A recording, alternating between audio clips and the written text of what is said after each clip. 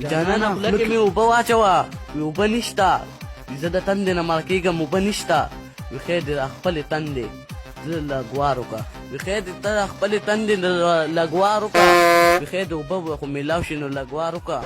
او زه د تندې نه مړ کېږم لږ وار وکړه. غزل او شعر کې فرق کولی شي؟ جی او دی غزل څنګه او شعر څنګه؟ غزل دی لکه وی ښکلي به بلاوي په جهان او دا هم غزل دی او لکه او شعر خو لکه شعر وي دغه وي پلان نه راځي یا نه راځي پلان نه راځي یا نه راځي څه ورسره وکړمه خو پلان نه راځي دا خو تاسو ته بالکل ډېر ښکلي شعر هم ویلي مونږ دغه ډېر ښه شاعري مو ویلې کوم داسې شاعران دي چې تاسو سټډي کوئ او خوښ هم دي په جدید شاعرانو کې؟ جی دا دانش صاحب ډېر ښه زبردست دانش صاحب او بس دغه مې خوښ دی د شاعرۍ ته هم لکه سټډي کوئ او ګورم جی او په سندرو کې مې کرام خان جي په سندرو کې کرم خان واجي بدوانه د هغه یاد کړ چې بس مطلب دانش صاحب خو پښتو ډېره مخکې بوتله او کرن خان هم بس خپل کوشش شروع کړی دی دغه سندرې مندرې وي نو خط لکه مطلب تاسو صرف دانش صاحب سټډي کوئ دانش صاحب ډېر ښه قدرمنو فرمان کسکر صاحب خو د مینې نه د خلک زیاتر تورې مو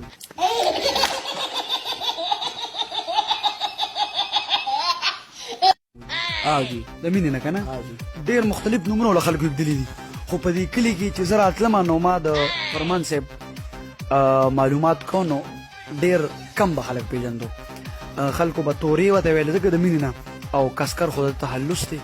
نو اصل کې فرمان کسکر صاحب که نه ډېر نور شعرونه شریکو جی یو شعر خو به ووایم یو شعر راته رایاد شو دوره غټ نه وي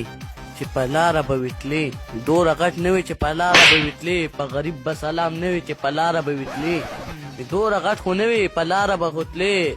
او په غریب به سلام نه وي چې په لاره به غوتلې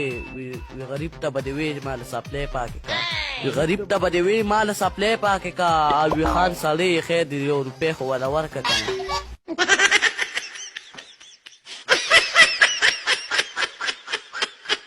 خان سړی یو روپۍ خو وله ورنه که وي مور یې هلته په تمه ناسته زوی مې چېرته تللی وي مور مې هلته په تمه ناسته چې زوی مې چېرته تللی هغه نوم یو روپۍ پسې غوتلی هغه یې وله هم ورنه خط دی کړی ډېره ډېره مننه قدرمنو د ده شاعري خو تاسو وکتله حقیقت زما پر زړه کې مې یو اغ جوړ